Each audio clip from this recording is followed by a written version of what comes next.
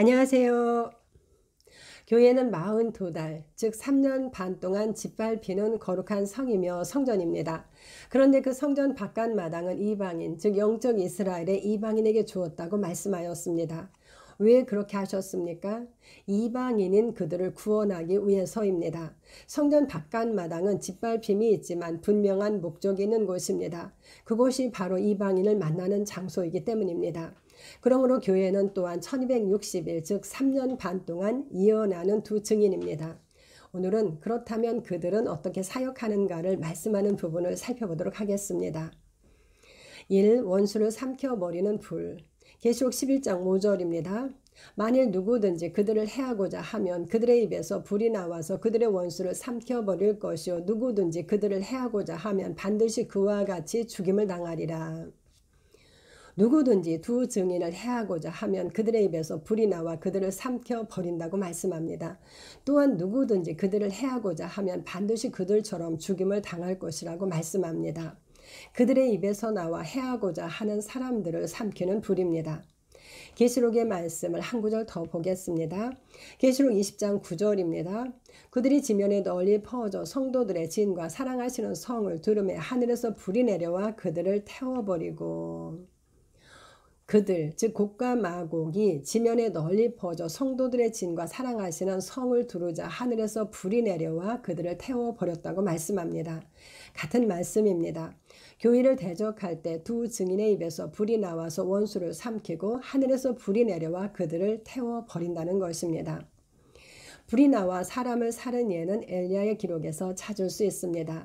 엘리야는 아하시아가 보낸 50부장과 군사 50을 두 번 하늘에서 불이 내려와 사르게 하였습니다. 즉 그를 해하고자 하는 자가 죽임을 당한 일입니다. 그러므로 하나님의 능력으로 복음을 전하는 자들에게 따르는 표적으로의 태우는 불로 말씀한 것으로 볼 수 있을 것입니다. 제자들이 나가 전파하자 주께서 함께 역사하셔서 따르는 표적으로 말씀을 확실히 증언하셨다고 말씀합니다. 하지만 실제로 복음을 전하는 자의 입에서 불이 나와 사람을 사는 사건은 예수님의 사역에서도 사도들의 사역에서도 찾아볼 수 없습니다. 그러므로 사람들은 마지막에 일어날 두 선지자에게 있을 일이라고 생각하였습니다. 그러나 이 말씀은 교회가 행할 일의 상징입니다. 성경에 해하고자 하는 자들에게 불로 멸하려 했던 사건이 있었습니다. 누가복음 9장 54, 55절입니다. 제자 야고보와 요한이 이를 보고 이르되 주여 우리가 불을 명하여 하늘로부터 내려 저들을 멸하라 하기를 원하시나이까? 예수께서 돌아보시며 꾸짖으시고. 제자 야고보와 요한은 예루살렘을 향하여 가시는 예수님을 받아들이지 않는 사마리아 사람들을 보고 주여 우리가 불을 명하여 하늘로부터 내려 저들을 멸하라 하기를 원하시나이까? 라고 예수님께 물었습니다. 그러자 예수님께서는 그들을 꾸짖으셨다고 말씀합니다. 그리고 난해주에는 이렇게 기록되어 있습니다. 어떤 고대 사본에는 55절 끝에 다음 말이 있음. 이르시되 너희는 무슨 정신으로 말하는지 모르는구나. 인자는 사람의 생명을 멸망시키러 온 것이 아니요 구원하러 왔노라 하시고. 예수님께서는 하늘에서 불을 내려 멸하기를 원했던 제자들에게 너희는 무슨 정신으로 말하는지 모른다고 말씀하셨습니다. 즉 정신없는 소리를 한다는 것입니다. 이유는 예수님은 사람을 멸망시키러 오신 것이 아니라 구원하기 위하여 오셨기 때문이라는 것입니다. 예수님을 받아들이지 않는다고, 즉 복음을 받아들이지 않는다고 불을 내려 사람을 멸하는 것은 예수님께서 오신 목적과 다릅니다. 그러므로 계시록의 말씀도 눈에 보이는 불에 대한 말씀이 아님을 알 수 있습니다. 두 증인과 하늘에서 내리는 불은 그 이상의 의미가 있습니다. 이사야 4장 3절 4절입니다. 시온에 남아있는 자, 예루살렘에 머물러 있는 자, 곧 예루살렘 안에 생존한 자 중 기록된 모든 사람은 거룩하다 칭함을 얻으리니 이는 주께서 심판하는 영과 소멸하는 영으로 시온의 딸들의 더러움을 씻기시며 예루살렘의 피를 그 중에서 청결하게 하실 때가 됨이라. 생명책에 기록된 자는 모두 거룩하다 함을 얻을 것이라고 말씀합니다. 그런데 그것은 주께서 심판하는 영과 소멸하는 영으로 시온의 딸들의 더러움을 씻기시며 예루살렘의 피를 청결하게 하실 때가 되었기 때문이라는 것입니다. 그리스도를 믿고 구원받은 자들은 성도로 불립니다. 거룩한 백성입니다. 그런데 그것은 소멸의 영으로 청결하게 하셨기 때문이라는 것입니다. 거룩하게 하는 성령의 불입니다. 하늘에서 불이 내린 20장 9절의 말씀은 곡과 마곡 전쟁으로 19장의 말탄 자들과의 전쟁과 짝을 이룹니다. 말탄 자와의 전쟁에 새들에게 먹히는 자들과 곡과 마곡에서 불이 내려와 태워지는 자들은 서로 대조되는 자들입니다. 복음을 받아들이지 않아 새들이 마귀와 악한 영에게 먹히는 자들과 복음을 듣고 그리스도를 믿어 성령의 불에 태워지는 자들입니다. 하나님은 아론과 그의 아들들에게 관유를 부어 거룩하게 하라고 말씀하셨습니다. 성령의 기름 부음이 우리를 거룩하게 합니다. 그러므로 불에 삼켜지고 태워진다는 것은 사탄과 악한 영의 먹이가 되는 자들과 대조되는 자들로 하나님의 영, 즉 성령의 기름 부음으로 거룩하게 되는 자를 의미합니다. 예수님은 성령과 불로 세례를 주기 위해 오신 분이라고 말씀합니다. 우리는 오직 그의 긍휼하심을 따라 중생의 씻음과 성령의 새롭게 하심으로 구원을 받았습니다. 또한 하나님은 소멸하는 불이라고 말씀합니다. 하나님은 삼키는, 태우는 불입니다. 그렇다면 복음 전하는 두 증인과 성령의 기름 부음은 무슨 관계가 있습니까? 11장 5절에 삼키다와 20장 9절에 태우다는 헬라어로 같은 단어 카테스티오가 사용되었습니다. 카테스티오는 카타와 먹다의 뜻을 가진 에스티오에서 유래되었고 먹어버리다, 삼키다라고 정의합니다. 그런데 이 단어는 요한이 두루마리를 먹어버리다에서도 사용되었습니다. 즉 말씀을 먹는 것에 사용된 단어이기도 합니다. 하나님께서는 내 말이 불같지 아니하냐라고 말씀하셨습니다. 두 증인의 입에서 나오는 불같은 말씀은 모든 사람에게 구원을 주시는 하나님의 능력이 됩니다. 구약의 말씀을 한 구절 보겠습니다. 스가랴 9장 14, 15절 여호와께서 그들 위에 나타나서 그들의 화살을 번개같이 쏘아내실 것이며 주 여호와께서 나팔을 불게 하시며 남방 해오리 바람을 타고 가실 것이라. 만군의 여호와께서 그들을 호위하시리니 그들이 원수를 삼키며 물맷돌을 밟을 것이며. 이 말씀에서 삼키다의 히브리어는 아칼인데 먹다, 태워버리다, 삼키다, 먹어버리다 라고 정의합니다. 그리고 이 단어는 에레미야와 에스겔이 두루마리를 먹음을 나타낼 때도 사용된 단어입니다. 그러므로 삼키고 태우는 말씀의 불로 볼 수도 있습니다. 말씀이 믿어지는 것입니다. 하나님의 영이 그들 위에 있어 말씀의 화살을 번개같이 쏘실 것입니다. 하나님께서 복음의 나팔을 불게 하시고 그들을 호위하심으로 그들이 원수를 삼키고 그들의 물맷돌을 밟을 것입니다. 계시록에서의 전쟁은 영의 전쟁입니다. 그러나 그 전쟁은 또한 말의 전쟁입니다. 개구리 같은 새 더러운 영이 용의 입과 짐승의 입과 거짓 선지자의 입에서 나오는데 그들은 귀신의 영이라고 말씀합니다. 이 말씀은 아마겟돈 전쟁에서 말씀하는 내용입니다. 말을 통하여 역사하는 귀신의 영들입니다. 그들은 그것으로 땅의 왕들, 즉 사람들을 미혹하여 모읍니다. 같은 원리로 하나님의 입과 예수님의 입, 그리고 두 증인의 입에서 성령님이 나옵니다. 예수님께서도 내가 너에게 이른 말은 영이요 생명이라고 말씀하셨습니다. 두 증인이 전하는 예수님의 말씀이 영입니다. 또한 주님은 믿는 자의 배에서 성령의 생수의 강이 흘러나올 것이라고 말씀하셨습니다. 두 증인인 성도들 안에서부터 흘러나오는 성령의 강입니다. 그렇게 하나님께서도 두 증인의 입에서 나온 말씀과 성령으로 사람들을 모읍니다. 스가랴 14장 16절입니다. 예루살렘을 치러 왔던 이방 나라들 중에 남은 자가 해마다 올라와서 그 왕 만군의 여호와께 경배하며 초막절을 지킬 것이라. 하나님의 거룩한 성 예루살렘을 치러 왔던 이방 나라 중에 여호와를 경배하는 자, 즉 남은 자가 있을 것이라고 말씀합니다. 하나님의 불에 태워지는 자가 있을 것입니다. 앞의 영상에서 나눈 것처럼 하나님께서는 말세에 그분의 영을 모든 육체에, 즉 그분의 남종과 여종에게 부어주실 것을 말씀하셨습니다. 예외가 없습니다. 새 언약에서 그리스도의 영이 없는 자는 그리스도의 사람이 아닙니다. 성전 바깥마당인 그들을 짓밟는 자, 즉 해하고자 하는 자에게 그들의 입에서 성령의 불이 나와 그들을 삼키게 될 것입니다. 그렇게 그들을 해하고자 하는 자들도 그들처럼 반드시 자기 생명의 죽임을 당하게 될 것입니다. 즉 그들은 그리스도와 연합하여 함께 죽고 함께 새 생명으로 살게 됩니다. 하나님의 나라는 그런 방식으로 커져갑니다. 이 엘리야와 같이 모세와 같이 계시록 11장 6절입니다. 그들이 권능을 가지고 하늘을 닫아 그 예언을 하는 날 동안 비가 오지 못하게 하고 또 권능을 가지고 물을 피로 변하게 하고 아무 때든지 원하는 대로 여러 가지 재앙으로 땅을 치리로다. 이 말씀은 두 증인이 행할 두 가지를 말씀합니다. 하늘을 닫아 그 예언하는 날 동안 비가 오지 못하게 할 것과 권능을 가지고 물을 피로 변하게 하고 아무 때든지 원하는 대로 여러 가지 재앙으로 땅을 칠 것을 말씀합니다. 하나씩 살펴보겠습니다. 첫째, 두 증인이 권능을 가지고 하늘을 닫아 그 예언하는 날 동안 비가 오지 못하게 한다고 말씀하였습니다. 두 증인은 권능을 가지고 하늘을 닫아 비가 오지 못하게 합니다. 그런데 그 기간은 그 예언하는 날 동안이라고 말씀하였습니다. 두 증인이 예언하는 기간은 언제입니까? 3절에서 두 증인이 예언하는 날은 1260일이라고 말씀하였습니다.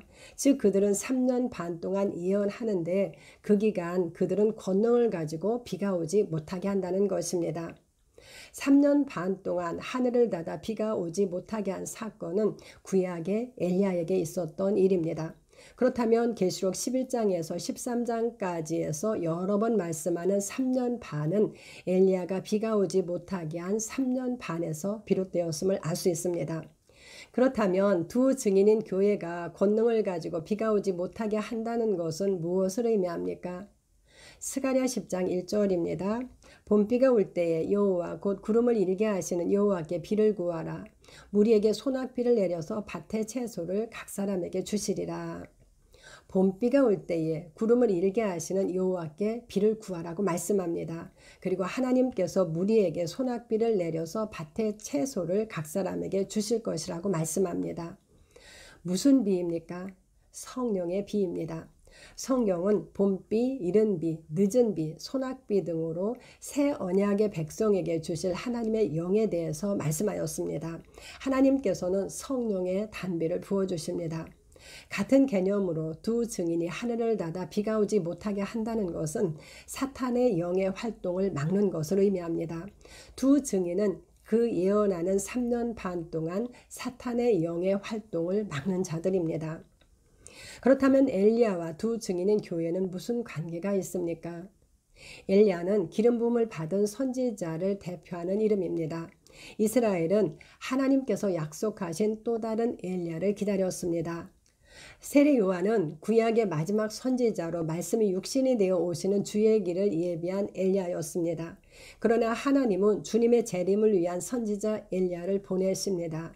그 엘리야가 바로 두 증인인 교회입니다. 그렇다면 두 증인인 교회가 어떻게 선지자로 불릴 수 있습니까? 구약에서는 오직 왕과 제사장 그리고 선지자만이 기름 부음을 받을 수 있었습니다.